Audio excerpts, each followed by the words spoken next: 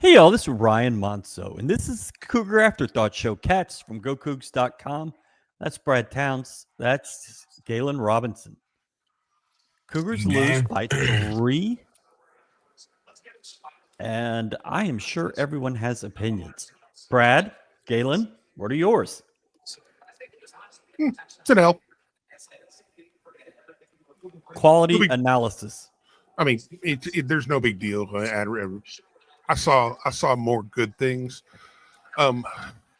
People are going to get lost in what I say tonight, because when I say good things, I saw stuff that I wanted to see. The only thing that didn't happen was the final score, but the process of what took place, I was happy with.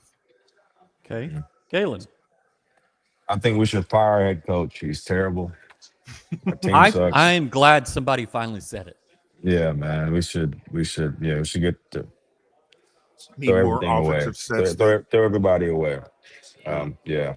But I mean, I do think that like I think I said yesterday that Kingston, he's one of those guys who he looks to learn from his mistakes, and he came out with the right mentality, and he played how he responded how he's capable of responding. So that was my biggest takeaway. But I just had a feeling about this game. Granted, I still thought we'd win, but I mean, when you're playing a team who's who's cut from a similar thread as you, it's a toss up this early in the year. So our guys play hard, but it wasn't enough.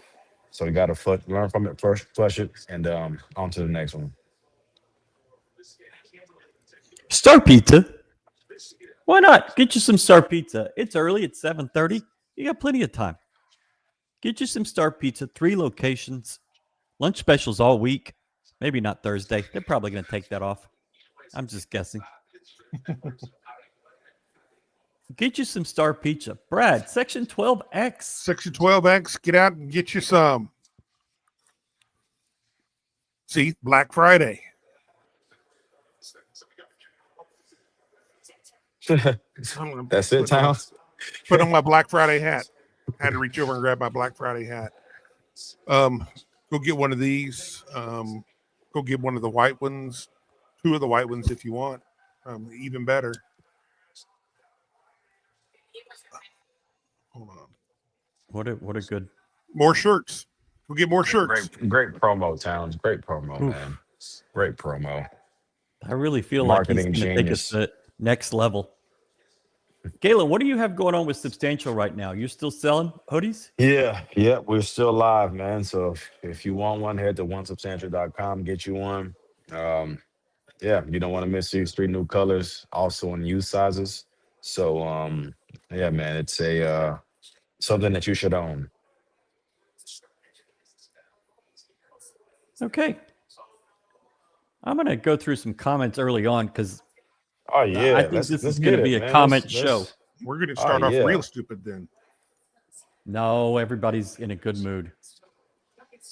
Just let ourselves get punked. We're a top team in the country. Our opponents are going to get up for us, so we have to match, if not exceed, their physicality and man that offense in the second half.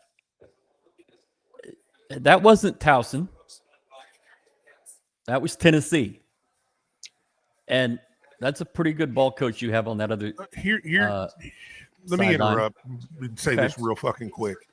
As good as we are defensively, we're not even 5 minutes into as good as we are defensively, Tennessee is every bit as good as we are. Over the last 4 years, it's been us in Tennessee, usually in the top 2 or 3, rotating in and out, the best defensive teams in the country. So, yeah, we struggled making shots. And you know what? They struggled making shots. They only made one more than we did. They got 3 points more than we did. And the fact that we went almost 7 minutes without a bucket. Yeah. And they 8 didn't minutes. put they only had that. I mean, what the biggest lead they got was 6. Mm-hmm. Yeah. Okay. You held Gillespie and a Mint to 6 shots made out of 24. If you hold their best 2 players to 6 of 24, you got to feel that you're going to be in a great spot at the end of the game. Didn't happen today. While also, I feel like we were able to do that while also still having several early season defensive lapses. Yep. Slow reading the rotations, and it's like I said yesterday, it's our defense is a feel. So therefore, once our guys develop a better feel for it, they'll be able to see the rotations before they happen. But I think they said before the game started, Rick Barnes has the most wins as an active Division I coach. That is a well-coached ball club over there in Tennessee. So to expect that we're about to sit here and it's a cakewalk. You know, whatever happened in March last year happened in March, which was I caught me completely off guard.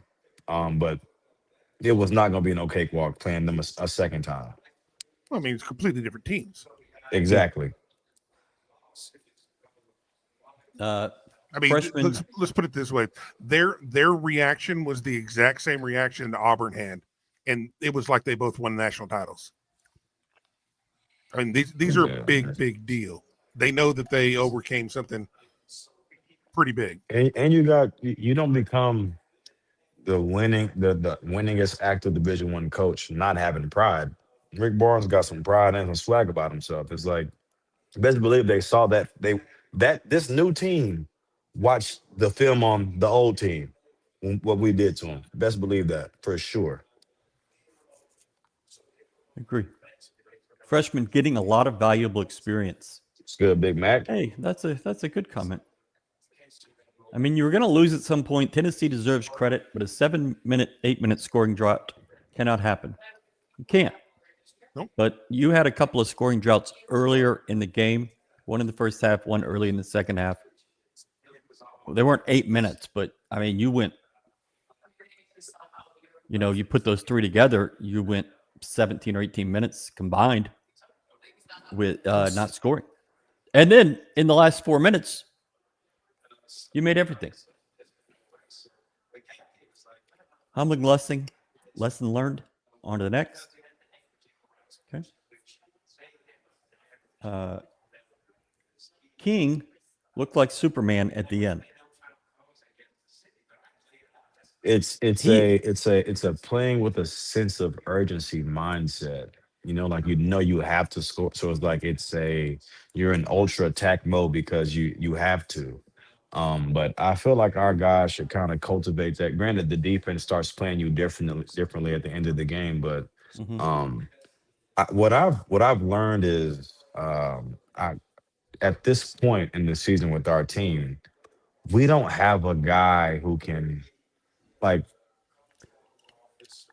We don't have a guy who can just go get a bucket. Granted, Kingston had 25, and whenever he attacks, he's not about to shoot a 3 off a dribble. He's going to get to a mid-range to get to the rim. Like a guy like LJ, even Jamal can put off a screen and roll, as well as create his own shot. But a guy like LJ Cryer, for example, he could create his own shot, dance with you, and then get to the 3-point line. We don't really have that at this point in time this year. I feel like Los, the ball is in his hands. He's a good ball handler, but he's not as dynamic off the dribble. Like you're not going to see him breaking down a defender. That's not his game, but he still has his strengths in other areas. But I feel like this team at this point in time, granted, Kingston is probably the closest to it, but we don't have a guy who can just give him the ball. I don't need a screen, and I can get to whatever I want to get to. Brad. disagree to a point, to an extent. I think Kingston's that guy. I think that he can get to the I rim. feel like you definitely will be, but it's like I mean, he was straight up abusing their top defender at the end. And you know, when we went on that 7-minute scoring run, I think we only took a shot inside the 3 once and it got blocked. And then we just started we were playing side to side instead of drive and dish or drive and score. We got into some of the things that we find ourselves getting into. We get passive around the perimeter. And that's just what we do.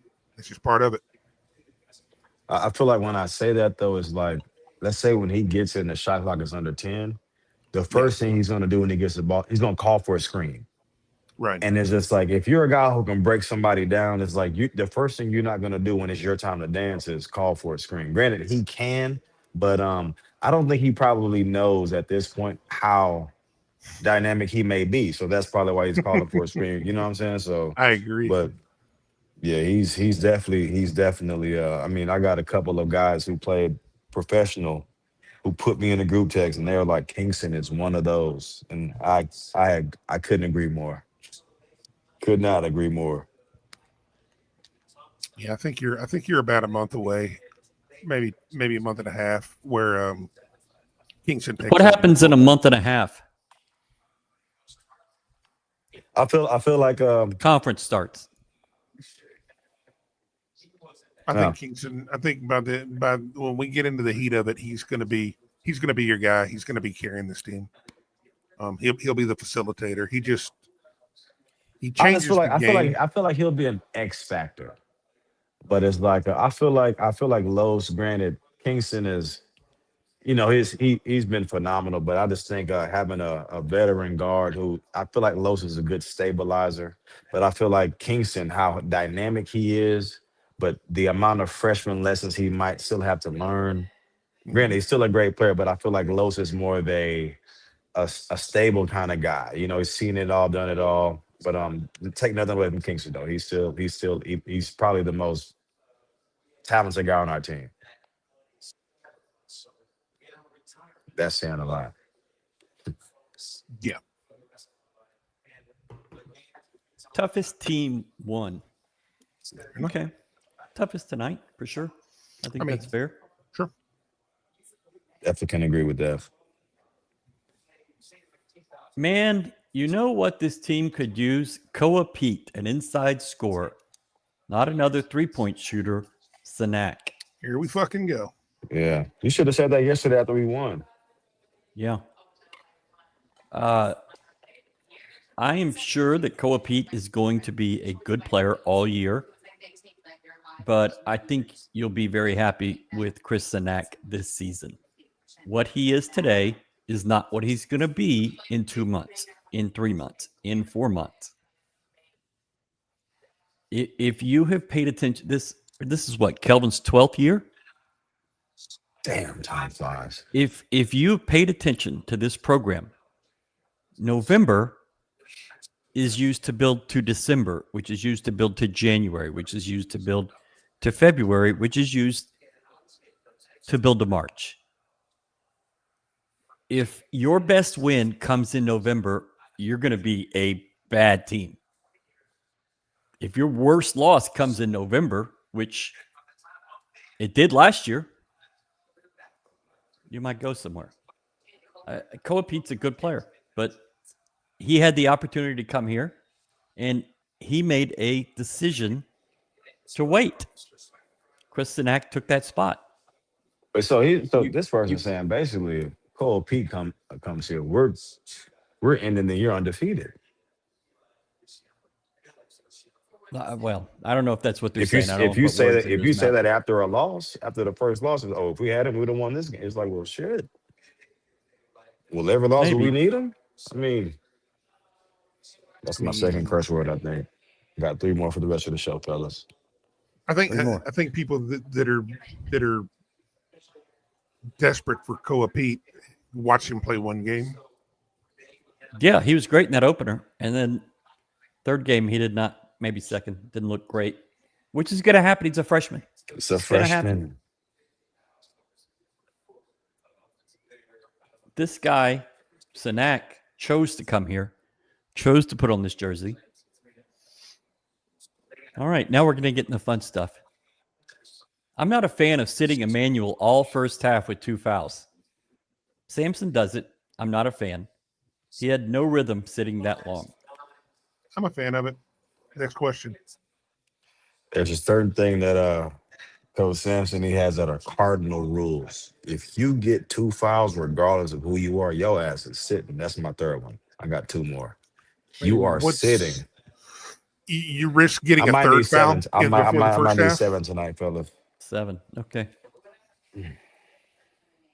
Exactly. Now he third foul. Now he can't play first half. The first Now you're part gonna of the be sitting second his ass half. in the third quarter. I mean, in the second half. Third quarter. The second part of the second half. The second 10 minutes. Till the second 10 minutes. You're gonna be sitting. It's like, come on, man. You got to vet a guy who's seen every stage, especially a guy like him. I trust you to sit and be able to. I've been through enough wars with you. Trust you to sit and be able to find your rhythm. Mm-hmm. I mean, if you can't pick up your shooting rhythm when you get back in, how about this? Don't fucking foul. Simple. I feel like we have to do a better job of recognizing the rationale behind certain decisions, because like we're assessing things after the result happened. And it's like, Yes. well, let's assess them during the heat of the fire, the heat of the moment. And it's just like, you got to do what you feel is right in the heat of the moment. I mean, the way I look at it, you'd love to have E-Man out there. For sure. For the long term, you got some guys playing some really, really valuable minutes. And let's go ahead and let's make sure that we really point out is that when we had all the kids out there, we had 4 of them out there all at once. You had the 3 freshmen, and then you had Mercy out there. They started pulling away. They pushed it up to a 9-point lead. Mm-hmm. That group played great. They've got valuable minutes. McCarty came in and hit some big shots. Attacked the glass when we were really struggling. I mean, we got dominated on the offensive glass in the first half. Now, that's also aided by the fact that, for the longest time, they were shooting about 25%. Correct. We were getting killed on the boards because we weren't getting our offensive rebounds because we were lacking some me-bounds, if you will. There was a startling lack of those in the first half. But it was different. Really, the game. Yeah. I mean, we came out. I think we ended up with more offensive boards than they did. I mean, you look at the stat line; it's straight across. The only glaring difference is they shot 29 free throws. Yeah, they shot a lot more free throws. But that's not. That's in. This is pretty much what Kelvin teams are. We're we're an outside shooting team. You're not going to get to the line shooting from the outside like that. It's just kind of the risk reward.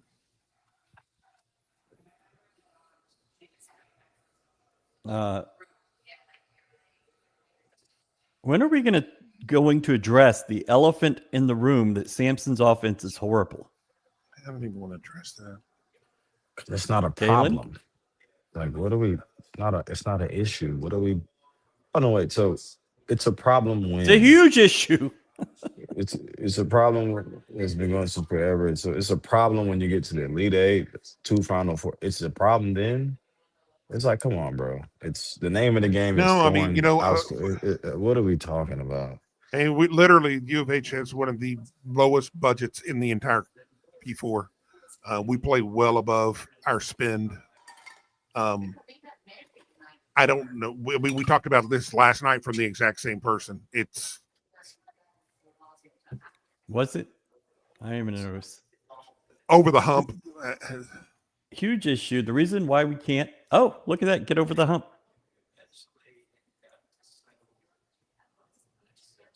The national title. What fucking hump are we talking about? Uh-oh. What's the hump? The national title? Yeah. If you're in, like we said last night, we're going to put this shit on repeat. If the only thing that satisfies you is a national title, then guess what? You're going to be fucking done. Oh man. I mean, I love doing the show with you guys, man, but the amount of foolishness. Ryan, that's a great looking fella behind you, man. Just wanted to let you know. But the amount of That one? comments that are not him. The one Oh, above him. Duarte. And Duarte. wearing the black jersey. Oh, okay. But man, it's a great photo, is what it is. We have to be realistic, and we have to be realistic, man. We have to. I mean, you could look at it the other way. You could be Gonzaga and have the most beautiful offense ever, and be exactly where we are, perennial, one of the top teams in the country. They just haven't won a national title. So pick your poison. Do you want an elite offense, or do you want a defense, or do you want something in between? It's just regardless, you're getting something that is elite. I mean, we are over the hump. We just need to get that last bucket to fall. I mean, the thing is that, let's just say, in a dream world, Emmanuel pump fakes Clayton, nails a three, and then we walk off a national title. It doesn't change the fact that our offense got us right there. Exact same thing that we're complaining about right now. Yeah. The same offense, same coach.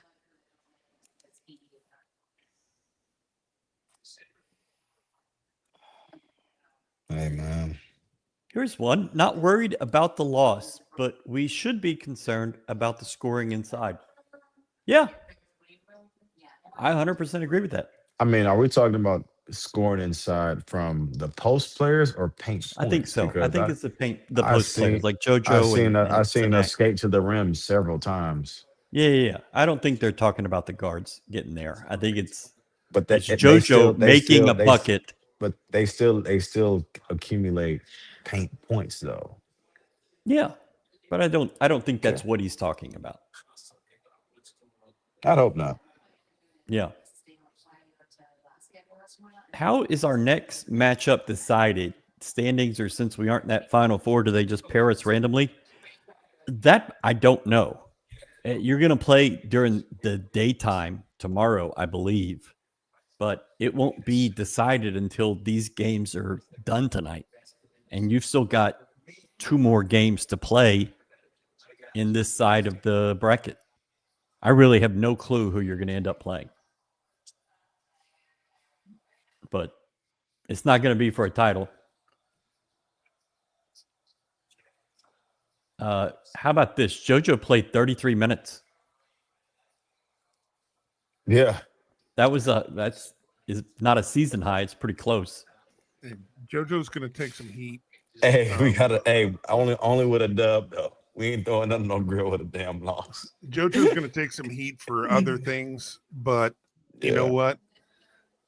Tonight he proved something to himself that he can stay out there. I mean, dude was in when we needed him and played 33. I mean, 33 minutes is the second most he's played in his career, and the one of them that he played more was double overtime at Kansas. Right. So regulation, what I was happy to see is that he used Galen's word, discernment. Even though that first foul, when he just, I said, "Oh my ugly. God!" I wanted to man. But I think I'm hoping he sees the positive in this game, in the fact that I think he learned a lot of where that line is, and it's something that he can really build on, because let's hope over that. It's okay. You're playing a million miles an hour and as hard as you possibly can, and you keep doing the same thing, and you're getting fouls. Yeah. But then you've got to try to not get fouls, so you got to learn where that line is. And you find out that it's really not a whole lot different. It's just playing a little bit smarter in specific instances of, letting, you don't have to get every rebound. You don't have to get every single block shot. And a lot of the stuff he can clear a few things up by doing a little bit better on the blocking out. But it's a lot. I thought he had a good night from that perspective, and it gives him a lot to build on. Proud of him for that.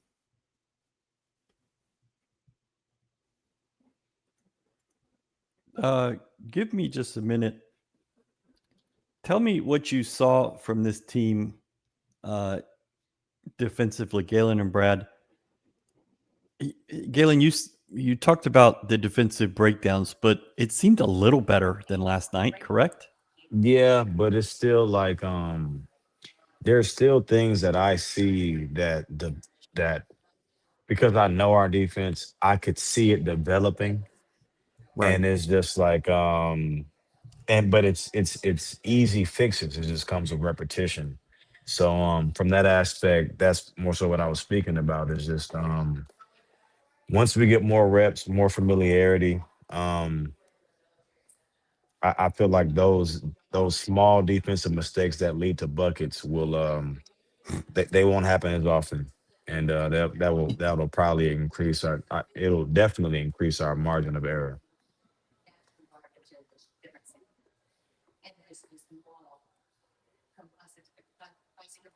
Cool. Good story. Okay. LeBron is better than Melo. That is true. Galen, how does one deal with playing a game for 3 straight days? Tell me about that third day. You're going off sheer desire, youth, and wanting to win, and seeing the light at the end of the tunnel.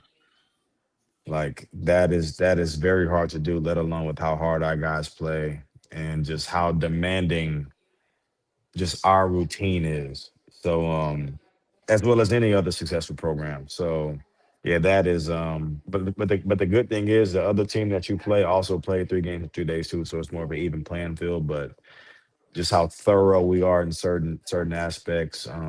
Yeah, it can be very, very taxing on the body for sure. People are very upset with JoJo's defense, or excuse me, his fouling. They're upset with his fouling. JoJo getting foul trouble is easy money.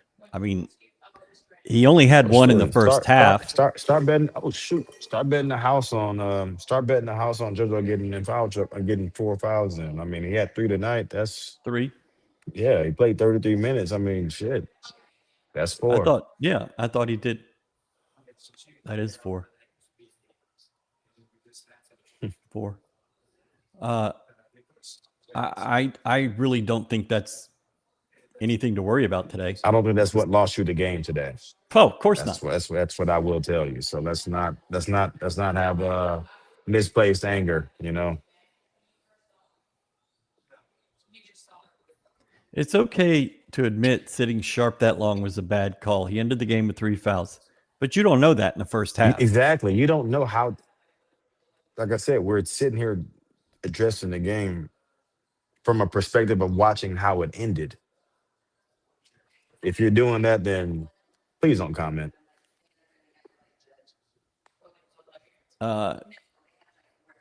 Lack of inside scoring and lack of rebounding are red flags early in the year. Either find some inside scoring or plan to score without it. Rebounding has to be fixed. I didn't think it was that big of a problem. The rebounding? I didn't notice it. They had 32. We had 33. They had 13 offense. We had 15. Okay. Rebounding was pretty even. I mean, yeah, we didn't dominate. We didn't dominate them on the boards. I mean, this game was just this was even across the board. It was multiple different games in a single game. If you broke it down by quarters, the quarters all played completely different. How about this? Is everybody aware of what was accomplished in the past few years, where we finished in rebounding in the country, what we've done the Big 12. Like, are we aware of that? Are we seriously about to doubt the people that are the reason why we've had so much success? We got to fix it. Don't you think they've earned your trust that they can fix it if it was a problem? You know, like let's be reasonable about this. That's a good way to But put it, Galen. they've only finished top 5 in every category every single year by the time the year was over. I mean, let's not make it seem like these guys don't figure shit out. That's 5.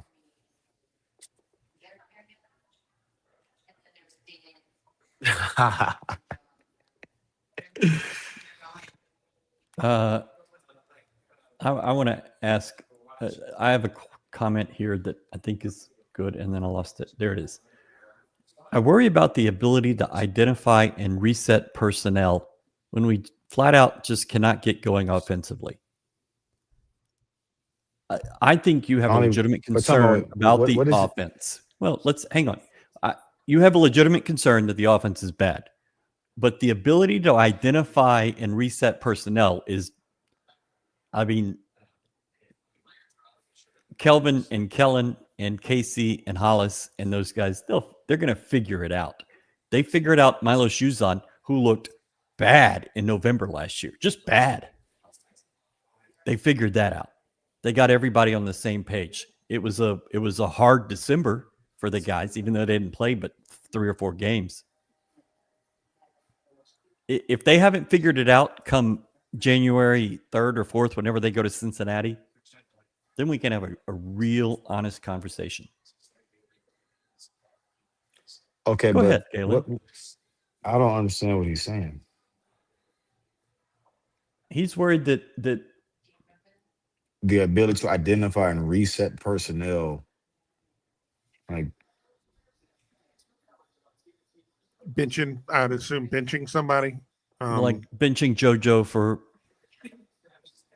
his and then putting in to who? score inside. CNAC, the kid that can't play, that they should have gotten Koa Pete for. Remember? But he's probably on the court. He might be. That's the start. So it's like, who bench it and put in who?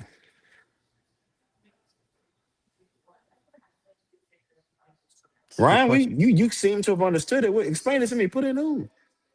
I don't know. I can't give you the who you should put in. Although Koa Pete would be a very good option if he's available. He'd be on the court. Shit. If he were here. Oh man. I got one more. I got to use it after an hour. Yeah, because we're going to be here for 3 hours reading everybody's comments. Galen is a calming influence. Appreciate you, man. I have to ask you about something. Yesterday, a guy named Esteban posted a video of you, of you. Yeah. Of this Kelvin. This don't count towards my 7. But I was just thinking, I was just thinking, for someone to be hitting their head with both of their hands. And violently. That was not violently. soft. God damn it, Galen. It's like, damn, coach, what did I do? Like, did I do something that bad? Well, it was against Cincinnati, so probably. We won that game. Good. Okay. We were better. It's like, bro, Coach Sam, keep calm. Play what? Keep calm. Relax.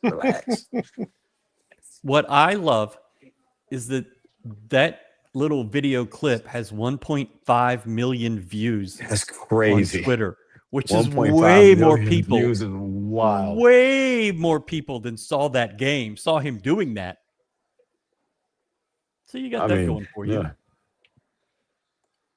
I could have did without, but that's fantastic. Do the Cougs play tomorrow? Yes. We have no clue when or who. And I assume that the team kind of knows, okay, you could play this team or this team or this team, so they can kind of start thinking through it, but we don't have any idea. Yeah.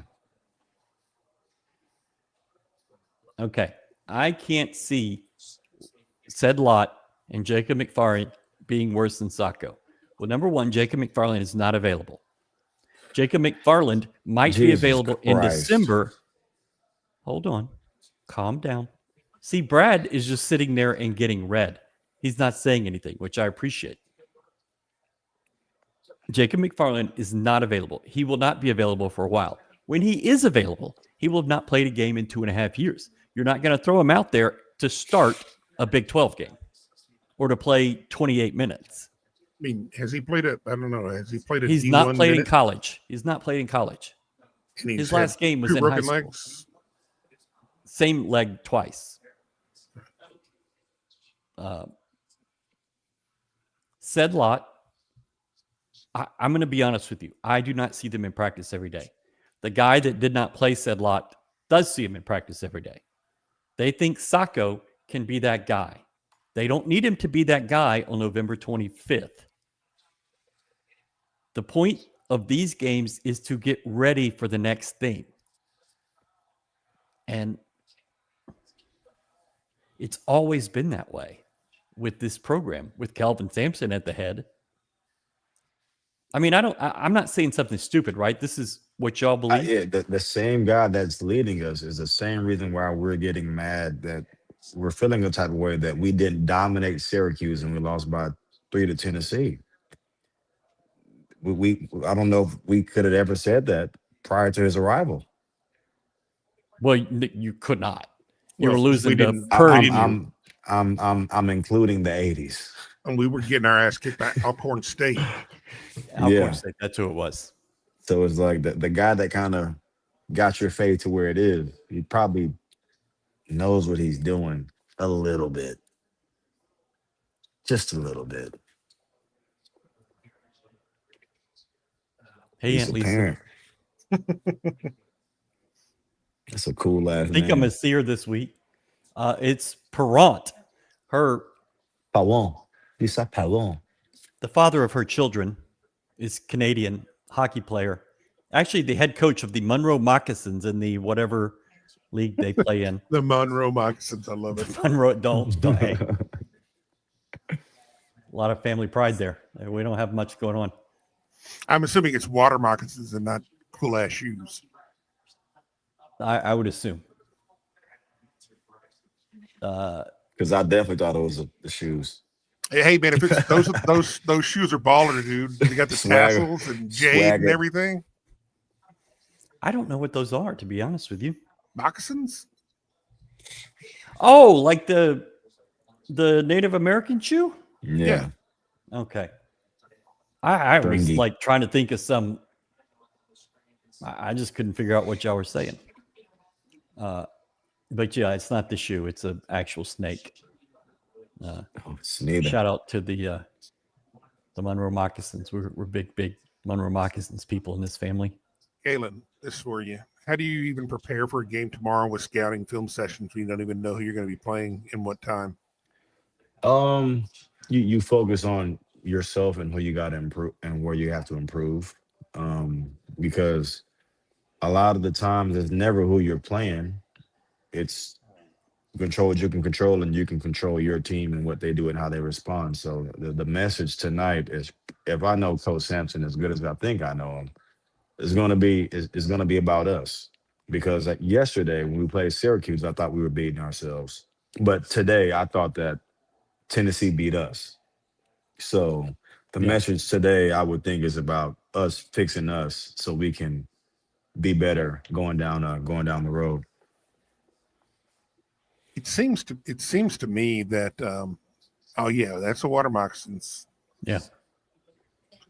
It seems to me that that's a lot of Kelvin's philosophy, is that we run the same thing offensively. We run the same thing defensively. Everybody knows exactly what we're going to do. Everybody knows what you're going to run. Everybody knows what you're going to run. Everybody knows your offensive sets. They watch film. You know, they watch film. Well, I mean, you could.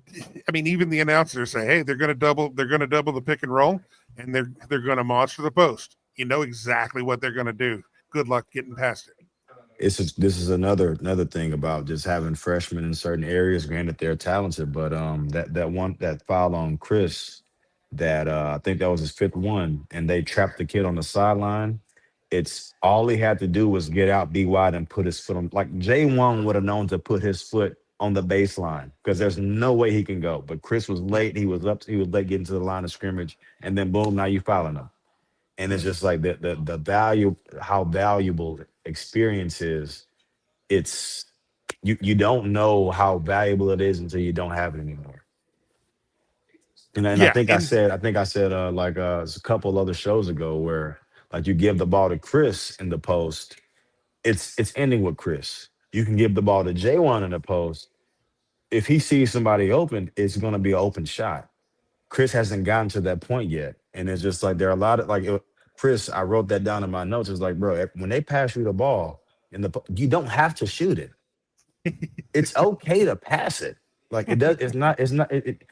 So it's just like. But that's just experience. That's just no. That's just feeling like whenever when you're young, you think you're Herculean and you feel like you got to make a play every time. But it's like, bro, you're trying to get our team a good shot, not you score.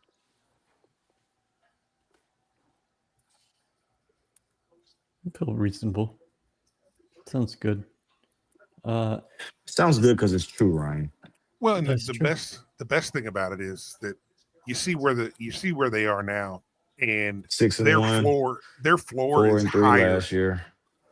Yeah, their floor is higher Take it. than most teams that we've had. Just because of the dynamic, though, you're the depth, the size, just the athleticism. Like we've never been a team that's really been considered a big team, and I feel like now is the first time that we can say that we have a 6'4" PG, 2 6'4" guards, a 6'3" guard, and 6'8" and 6'11. It's like, man, that ain't bad. We can boogie with that. Mm-hmm. We can for sure get down. Ready for Chase to get hot. Absolutely. Good confidence boost tonight.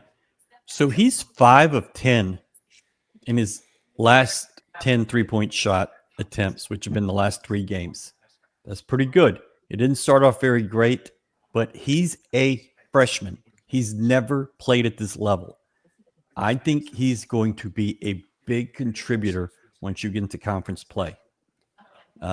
Pipe says we played 4 freshmen tonight. Tennessee played 1, lost by 3 in the 7th game of the season. The sky is not falling. And the reason the sky is not falling is because it's already fallen. It's on the ground. The sky has come out and is done. And it's just like also too, let's say everything that everybody's saying that we should fix. Let's say we fixed it tomorrow.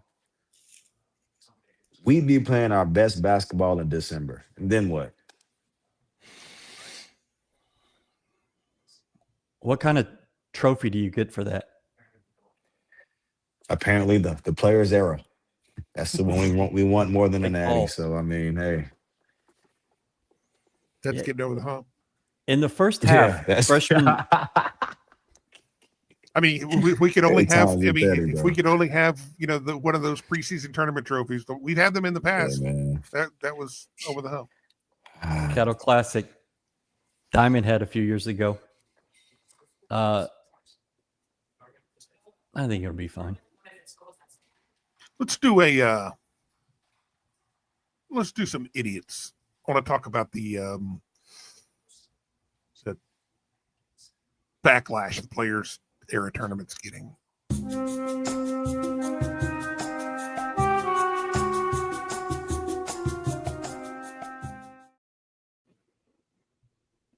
Brad?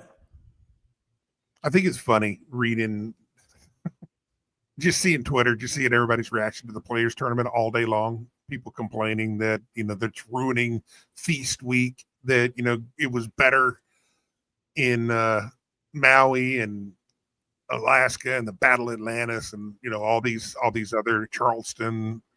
And it seems to be the main argument was that the arenas are empty in Vegas as opposed to the other ones. That ballroom in the Bahamas that seats 800 people. I was like, that I can understand that. And then I went and I looked at the stadiums. It's like, okay, well, Maui seats 2,000. Battle of Atlantis seats 3,500. The Great Alaskan Shootout did not seat very many. I think that was played on like an aircraft carrier, wasn't it? It was underwater. Yeah. And you only had one session at each of those, right? You didn't have in two arenas. The fan bases are, like the teams are staying in different places. The fans are in different places. And you have two sessions of two games each, 4 sessions in each arena, or 4 games in each arena. If I'm an Iowa State fan and I play early, I'm not sticking around to watch all these other games. I'm in Vegas. Right. I'm going down the strip. I'm going to go gamble. I'm going to go shop. I'm going to the spa. I'm seeing a show. I'm going to dinner. I'm going to drink. I'm doing everything other than sit in that arena. Back home in Iowa, it's going to snow next week. It's 80 in Vegas. Mm-hmm. Why would I not go out and have a good time? Why would I sit in an arena? Now, basketball diehards are going to sit in the arena and watch a couple of games. But the general fan, they're there to see their team and then have a good time. It's vacation. And so, of course, you're not sitting in an arena for 12 hours in a day. And but I think the thing that I like that it has above everything else is that there's more than 2,000 people or 3,000 people in these arenas. And the bigger this tournament gets, the more people are going to build their schedules around this, and it'll become more of a destination for more teams because it's a great holiday. And especially for some of the other teams that might have really, really bad football programs who aren't going to be playing in a bowl game, this takes your bowl game money right there. I would say UConn would travel, but they don't even travel to the NCAA tournament. That's fine. So we had some people tell me that potentially next year, this tournament, when it goes to 3 games or 3 weeks, that you could have some games on campuses that first week. So I had Duarte ask about that tonight, and apparently that's not true. All games are going to be in Vegas again next year. I have no clue how this is going to work with all the games in Vegas over 3 weeks, 32 teams. It's going to be kind of a mess, and you're probably going to have to go back after your first trip, which I don't know how that makes any sense, especially if it's going to be late November, early December, when you've got schools that are playing in these events that are going to be finishing the football season, playing in conference championships, bowls and playoffs coming. It's just going to be a lot. And I think it's asking a lot. So I'm interested to see how this ends up. We'll get JD on soon and have him talk about that. And I don't really know how this is going to work out. Thank you.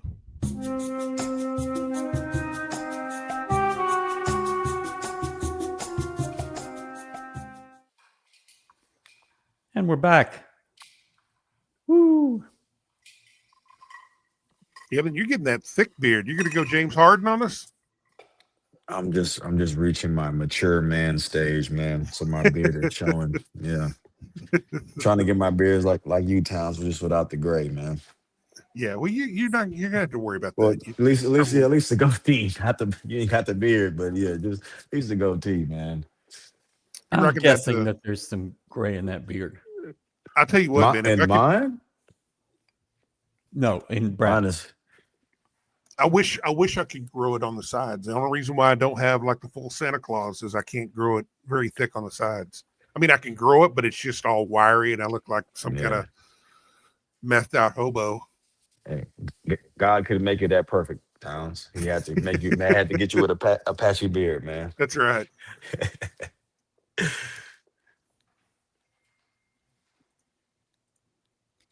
Butthead says that Cyclone Larry, legendary ball knower, said this is our worst team in the last 4 years. Okay, well, you've won 6 conference titles in those 4 years. Okay. That's fine. If you Saying that only about last year's team. if you only win one conference title, is it over? Is it over? Okay. Did Galen retire from basketball? Is he playing in the G League? Galen? I'm done, man. I'm now transitioning into a different profession. So I'm selling drugs. Hell yeah. Selling drugs. The PCPs. Oh. Yeah, man, it was a great run. It's a lot Great of run. ball, dude. That's a lot of ball. Yeah, man. That was, and like I said, man, I don't miss it at all. I do not miss it. It's what did it you just wake up one day and you're probably like, I really don't want to do this anymore. I mean, it was that amongst like just the timing of a myriad of things, and it's just like my body was just, it was too many things that aligned perfectly. I was like, yeah, it's just time to step away. So grateful for everything that basketball has done for me, and it's also helped me transition into my current field. So I'm grateful nonetheless. Absolutely.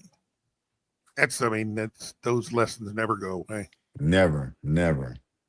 I've met some interesting dudes, and I've had to get my point across to some narcissistic millionaires. So I felt like I can talk to anybody. Hey man, then you're talking to doctors to be second nature. Exactly.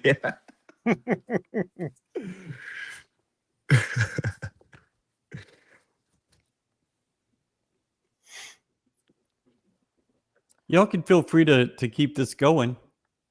What we getting going? I was waiting for you to let's get back on topic. Yeah, exactly. Yeah, we waiting on you, Ron. You a step slow. You looking like us on defense. To deal with an idiot on Coug fans. The players era is the torpedo destroying Maui and other MTEs. False. If Houston wasn't in it, I would hate it too. Here's the thing about Maui. Maui is a giant scam. Just like the players era is a giant scam. Maui made you pay for this expensive travel to the islands. You had to bring X number of fans, and all that money went to Chaminade and the island of Maui. They didn't share it with players. They didn't share it with teams. And that's fine because that was their event. This event is just doing it different and for the players better. Mm-hmm. I don't care about Charleston. I don't care about Atlantis. Atlantis is 14 years old. Charleston's newer than that. Charleston is an ESPN production. Right. ESPN invented that to have content, just like they invented that one that's happening in Orlando. I don't care. Maui has history, and that's awesome. But, Maui's got bigger problems right now than a basketball tournament.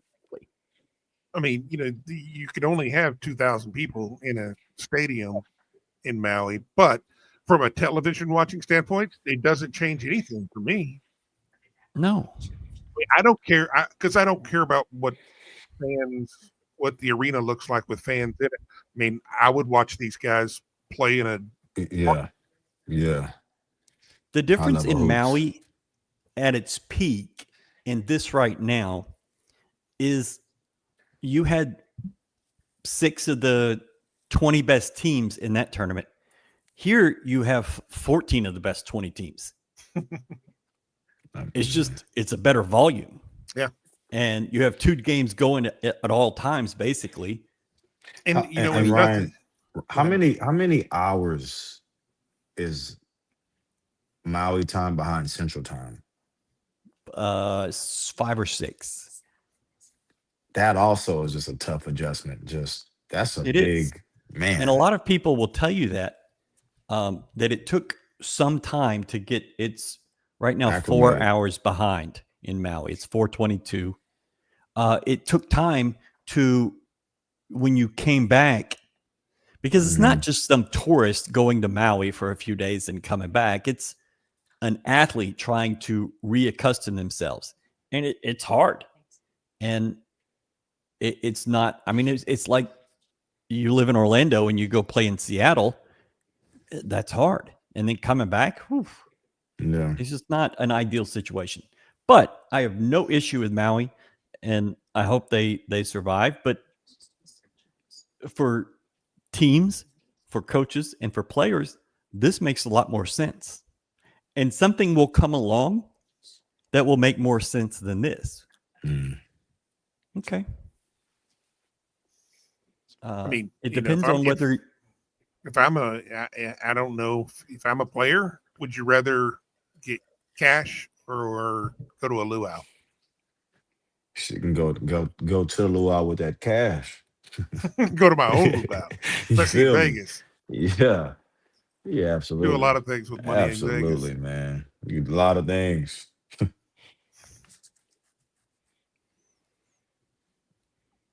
That's a great backup. Pharmacists make a good living. Not quite pharmacists, but close enough. Pharmaceutical sales, yeah. Congrats, Galen. Appreciate y'all. I don't smoke cigarettes, though. Yeah, I don't know what that was. I didn't even see it. Yeah, that was a nice cig.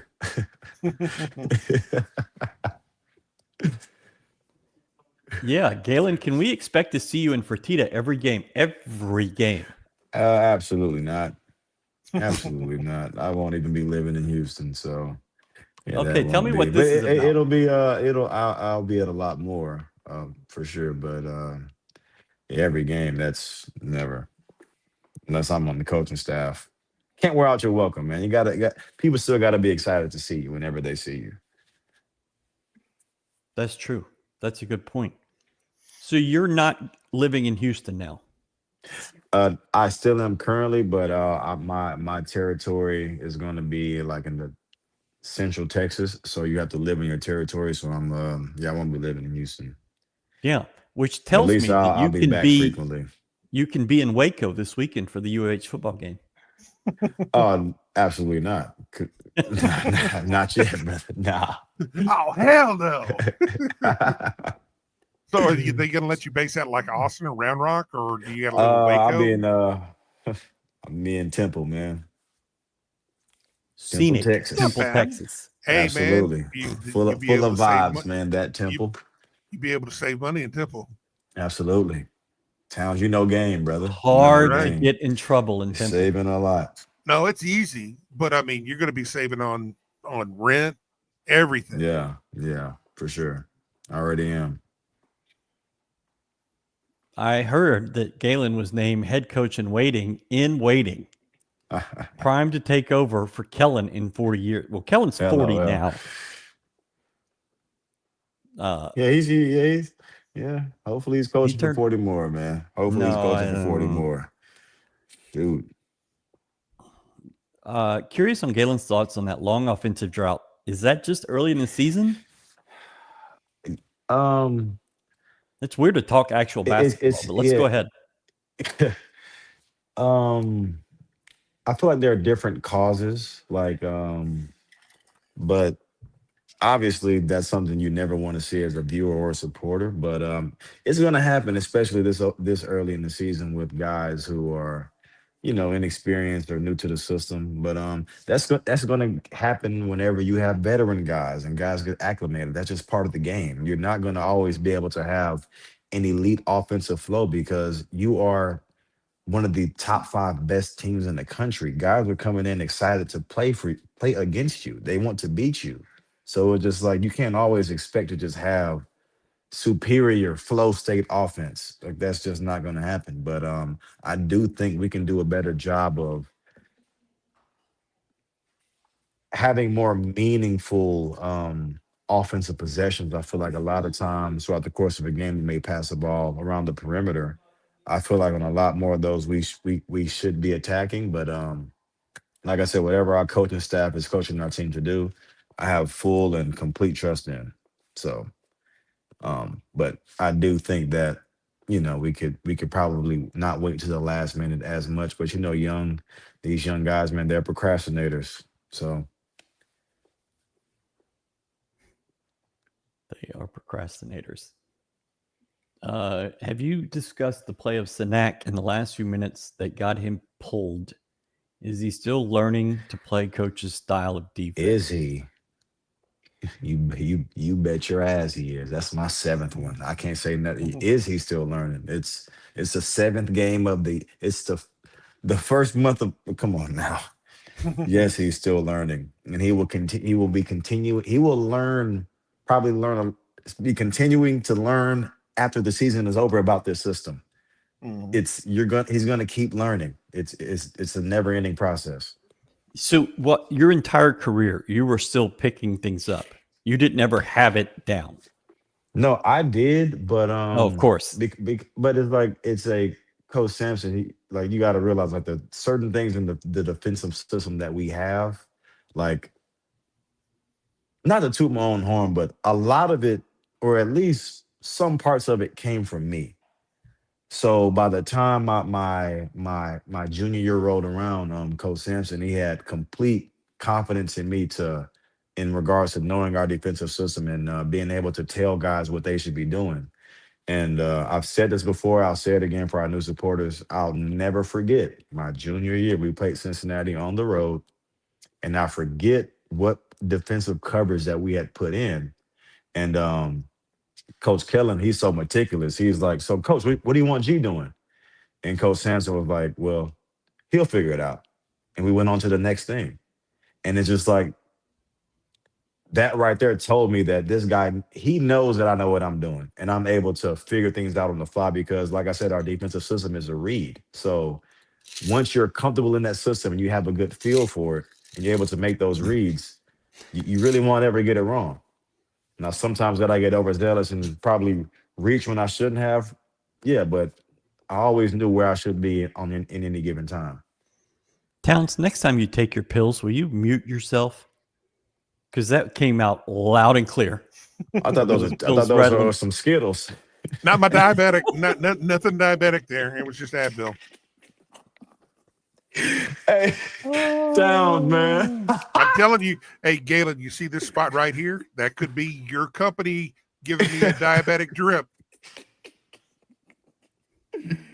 I'm just saying, I'm open for sponsorship. Man. Oh, man. I wouldn't want to get in on the betting lines of Galen's swear jar. What do you guys open with pre-show? Over under 10.5. Depends on how. It depends on win, loss, and how it was achieved.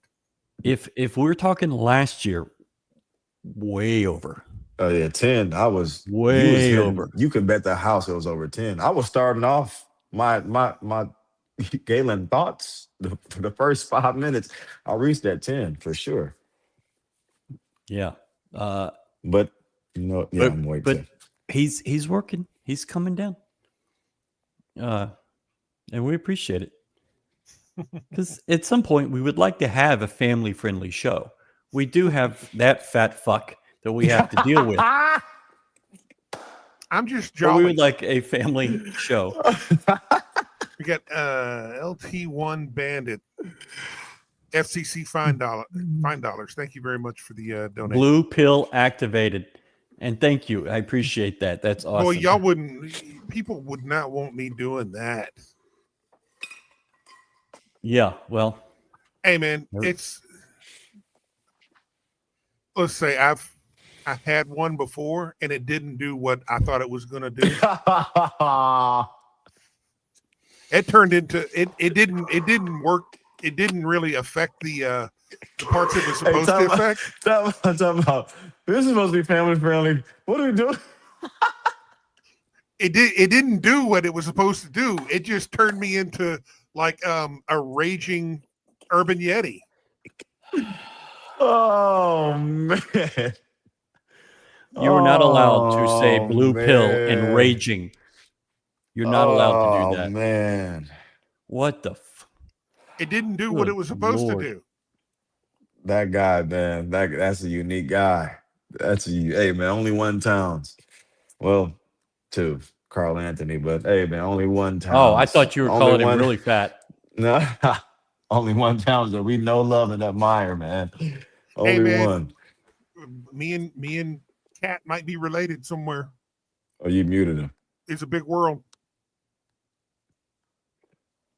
I hear him, unfortunately.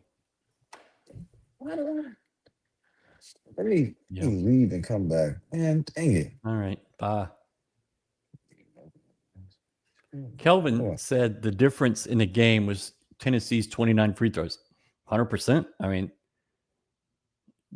Tennessee had 9 fouls in the first half and felt like they kind of got off easy. And then they had like 3 fouls to give at the end of the game because they'd only been called for 3, I believe. I mean, that's... Yeah, I mean, It does seem to happen to U of H that in the second half of games, the other team... what I look at is where are we taking shots from? You know, we go through long spells where we just want to start shooting from deep, and you're never. I mean, that's not how you get to the line. You want to get to the line, 100%. get it to the rack, and that's what Tennessee did a really good job of, is that they were pressuring our guards and forcing us to react. And with our lack of familiarity in the post area, and also with the help side, you know, when a half step late on a rotation and it's a free basket.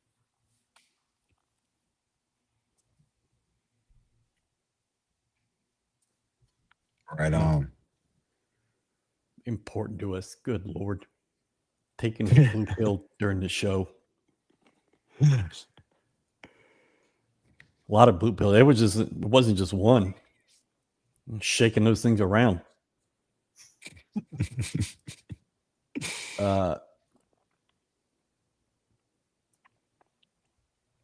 Galen, are you with your family for Thanksgiving? Absolutely.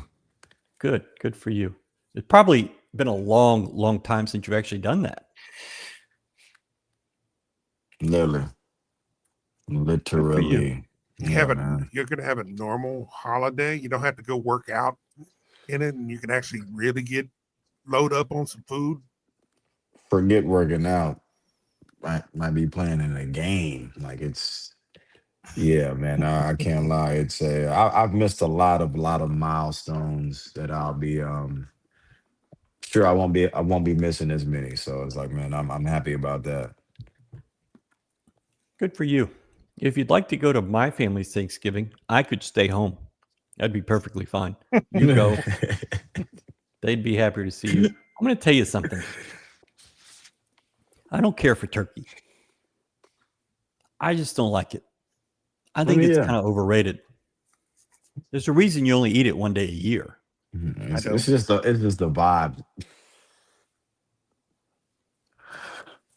You okay? Hey, Towns is funny, man. I mean, I gotta have turkey more than once a year. I gotta have some in the summertime too. I do summer Christmas. Yeah, you're just a fat guy that wants people to sit on his lap. It gets cheaper. Oh man, it gets cheaper, and it's and if those birds have dedicated their souls to me, it's my nourishment. I'm going to welcome them into the spirit world. Okay. I love this. I don't know why. What else do you eat? No, what they didn't give you their souls, Town. You went and bought them. They didn't give you their souls. What do you eat instead, Ryan? This might be a shock to you, but I am Dino Nuggets. I'm a hey, that's a band. SpaghettiOs and Dino Nuggets, and I'm good to go. I'm a little bit of a picky eater, but so I load up on rolls. Like I'll eat 30 rolls on Thanksgiving. True. And ham. I'm a big ham guy. So just ham and rolls. Good to go. Hey, yo. Is it the honey ham or is it just regular? I'm okay with the honey ham, but I'm fine with just regular ham. What's the problem, Galen? Nothing. Nothing Okay. at all. Just I figured listening. you'd have I thought you would be eating your boudin. Well, if anybody made boudin at Thanksgiving, I would absolutely be for that. But don't get that typically. Sometimes you can get gumbo, but not too often. I was figuring you go down to Iowa. No, Get the meat shack and get your Rabbitoos. boudin. Yeah. The meat shack. Oh, I don't have to take man. a little blue pill to go to the meat shack, though. I'm going to tell you that right now. I would hope not. Idiot. Oh, Ham and rolls. man. Ham and rolls. How many Thanksgiving turkey leftover sandwiches are we doing on Friday? You know what, man? I'm at the point where I like the day after stuff. I might do that for just the day of instead. He said Thanksgiving turkey. That don't say turkey. Town just says Thanksgiving leftover. You added turkey in there. The turkey's a part of that. But what I end up doing, I just make it like I take the potatoes and I make a potato pancake with it and put it on some like garlic bread and then some turkey on top of it, then some stuffing, and then load it up with gravy, and we're good to go. Auburn has given up 59 points in the first half to Michigan. He knows ball. Michigan's shooting 60%. I just don't know what the hell is happening here. That's crazy. JD says that most likely Houston will play the 12:30 Pacific time game, so 2:30 Houston time tomorrow. But we'll know in about an hour or so. That works. Okay. Tomorrow's Wednesday all day? It is Wednesday. Yeah. I got my turkey thawing out. I'm ready to go eat it now. Got my turkey thawing out. I think Sharp is taking too much of a back seat right now, especially late in the game. It's not like you missed a whole bunch of shots late in the game. You didn't get to where you wanted to be late in the game. Kingston and Milos had it down. You could not get a stop. And you put yourself in a bad spot. And then U of H shot 2 free throws in the second half. 2 free throws to the 17 from the other team. I think that's the problem late in the game. Not where Milos or where Emmanuel Sharp is. Yeah.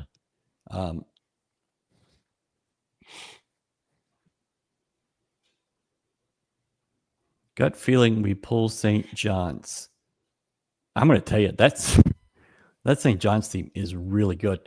They were in a dogfight yesterday. That's elite smoke right there. That's elite smoke. And that's, you know what? I wouldn't mind playing them this early. I wouldn't mind that. 100%. You're gonna learn a lot about your guys playing a Rick Pitino squad for sure. Yeah. You want to put your young guys in high leverage scenarios. Difficult spots. But that's exactly why. That's the reason why Kelvin creates the schedule the way he does. Because then we've got a shot with Arkansas pretty soon after this as well, up in New Jersey. Yeah, Newark. Jay-Z. Guess no Sunday Talkin Bout show this weekend after all these shows. No, we're going to do a show tomorrow. We'll do one Saturday. And then I have family obligations Sunday. So no show Sunday. But then we're going to get back kind of on a routine schedule. December might mess that up some. But we're going to get back on a routine schedule. And we'll be back. Don't worry. We'll be back. I enjoyed the Sunday shows a lot. Want to get back into that. Is that next week signing day? A week from tomorrow. So next week is signing day. 3rd. Yeah. Okay. Well, yeah. That I had to think through it. a Sunday show that week would fit perfect. Yeah. Do a wrap up on that. Yeah, and then, probably bring some head coaches on, talk some ball. And that'll be right after the Florida State game, too, at Toyota Center. So I think that'll be a really good time to get back to it. But yeah, we're doing a lot of these. That 11 a.m. game Saturday is just going to kick my butt. I am not looking forward to it. I'm going to try to do the one-day turnaround, drive up, game, show, drive back. You can always do the show from the car. Audio only. Yeah, that would be fantastic. Why is Ryan going to the bathroom for a 4th time on the way home from Waco? Yeah, just pee in a Gatorade jug. Well, that sounds worse than your blue pills. Hey, well, you definitely don't want to do a blue pill trying to pee in a Gatorade jug.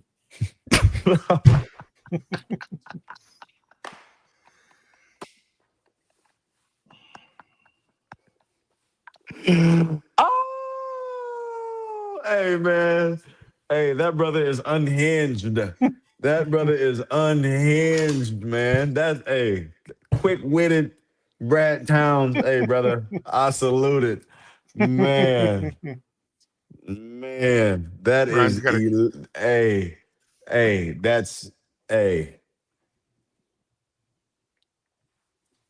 that was very quick-witted, man. That was I almost used 8, but that was worthy of 8. No, we're still at 6, Yeah, I think. man. We're still at Wow. 6. We didn't get to 7. 7's the number we can't get to. And I can't hear we're him. just going to sit here until you do it. check. Can you hear me? I can't hear Ryan. Brad, can you hear Ryan? Leave again. I can. Dang. All right. Let me.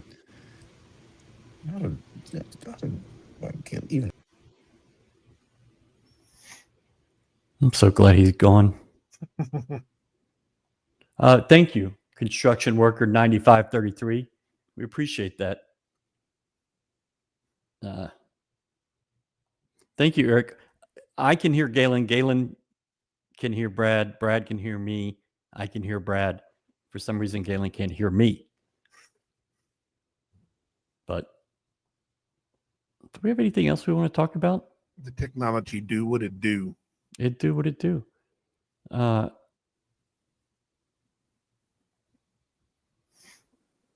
Galen. Welcome back. Yeah, I'm trying to sing on my work iPad. I feel like My work iPad. Yeah. I'm sorry to hear.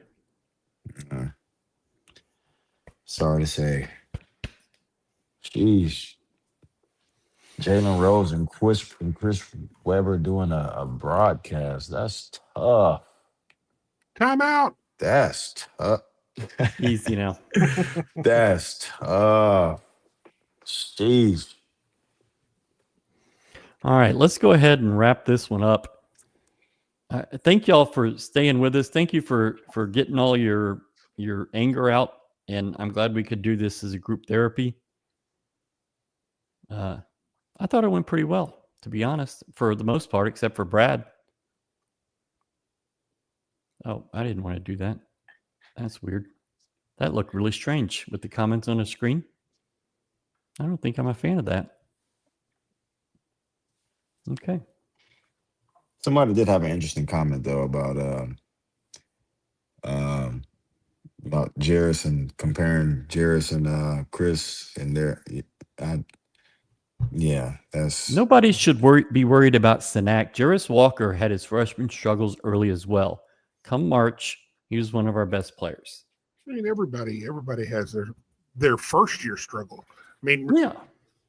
We were 4-3 at this point last year, and literally we were fielding questions and statements and saying, we don't have a point guard. Milos is done. He's not the one. We don't have a leader. You know. I think there was even a hand. There was even a hand after the San Diego State game. People were saying we weren't even going to make the tournament, or we're going to be out the first weekend of the tournament. We weren't going to win the Big 12. Definitely, we definitely weren't going to run on the 31-0 streak, 30-0, 23-0, whatever the hell it was. You okay? There's a lot of hot takes early on in the year. 31-2, I believe. People have hot takes because there are no consequences. If you had to put your money where your mouth was, you'd be a lot more quiet. That's one thing I do think. Good pass. I mean, it's just all about understanding that this is a process. It is a process. But people don't understand that, Town. So it's like, therefore, we'll never reach a, Well, you know, the thing that I've really come to believe is that most of all the people raging, and it's not unique to U of H, it goes across the board, is the constant genitalia measuring on Twitter and on social media. Is that people are going to yell and scream about their team losing or not playing well enough because they're going to get criticized on Twitter. Somebody's going to talk shit to them on Twitter. And so then when it doesn't go their way, they get mad at the team because they can talk shit on Twitter.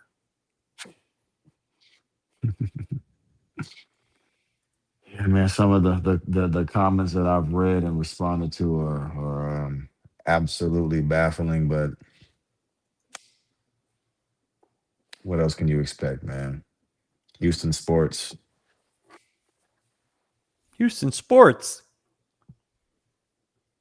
Okay, Brad. Final thoughts. L's and L, move on to the next game. Sampson needs to call more offensive sets that he needs from the scoring side of the playbook. And he should focus on that. That's a hot take. Yep. Galen. Felt like this game, I knew one of these games that they were going to be a game that we needed to learn from. And Star Pizza, good people, better pizza. That's just a slip. But I do think this game was needed, and you know, it doesn't get any easier from here on out. We got a couple of heavy hitters coming up, so but it's all in preparation for us to get over the hump. So rolling with the guys, rolling with our staff. Plus, should learn from it. On to the next one. When will this team ever get over the hump? Whenever they win a national title, Ryan. Other than that, that's the hump. A natty. Miss me with that Final Four bullshit. Give me a national title. It was Kelvin Sampson's 85th loss at Houston. Jesus Christ, that's terrible. It's hard. And how many years? A dozen. He's got 305 wins, I guess, now at U of H. 805 overall. It's insane. No, 806, I guess. No, 805. That was it. You know, give him another chance tomorrow. Put him on secret probation. Just say, get it together, Kelvin.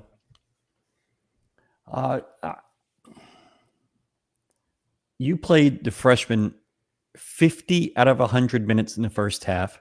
I think they played 80 minutes total.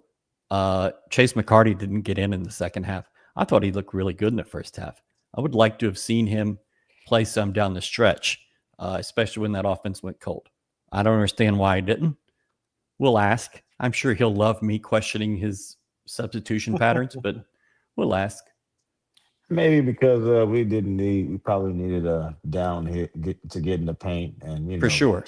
So maybe that was probably the reason. But maybe. Like you said, someone said it earlier. I thought he played well, and it's definitely he should definitely walk away from this game having his confidence little bit higher. You know, it's not always hard to come in as a shooter or reserve, not knowing when your minutes are sporadic. It's not easy having that role. So I'm glad he was able to have the success that he had, even though we saw him brief. It was a big step forward for him.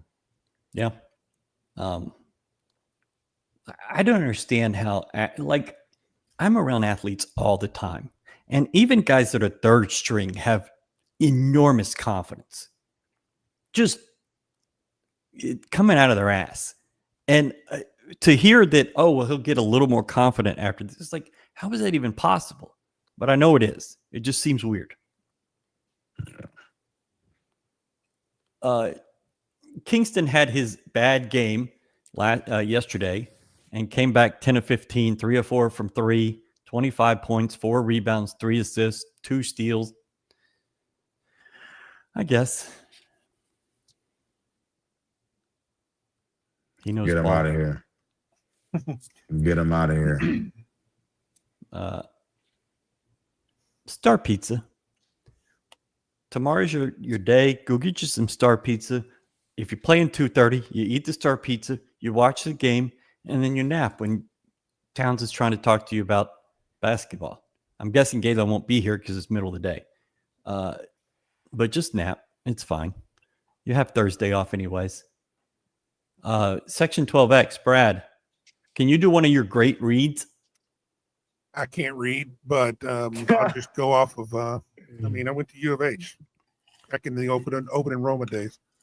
Section12x.com, as you see right there. Go hit your Black Friday sale. Get everything. Gear up. Get swag.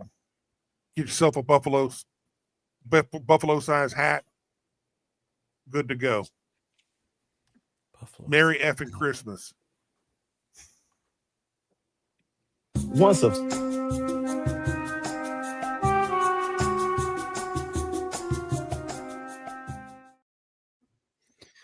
They got the Thanksgiving buffet going on at the Ritz. Mm-hmm. Go check it out. They got turkey. I'm guessing. And stuffing.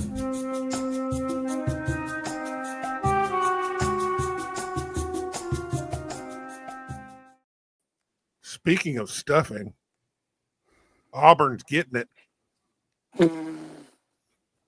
That actually went so much better than I thought it was going to. Hey, facts.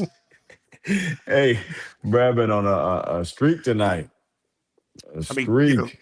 Sometimes you're the animal. Thanksgiving turkey, and they definitely getting stuff right now. This loss will help. No, you have to shut up now. Oh, man. This loss will help us a lot later in the year, and kind of crazy that the winner of U of H Tennessee might not even be in that Final Four game tomorrow.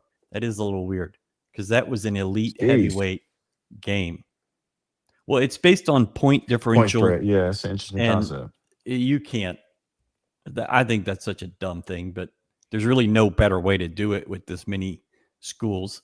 They're going to have to change that for next year. I really am fascinated to see what it's going to look like, but it's not a tournament. As we said yesterday, it's a festival, a jamboree, whatever you want to call it. At this point last year, yes. March last year, early April last year, no. Thank Fair? God. Yes. U of H plays tomorrow, probably in the afternoon. No clue who it's going to be, but we'll all see. And we'll see you tomorrow right here, GoCoogs.com on Cats. Galen, appreciate you. Brad, mostly appreciate you. Appreciate y'all, man. Your issues. And we'll see y'all again tomorrow.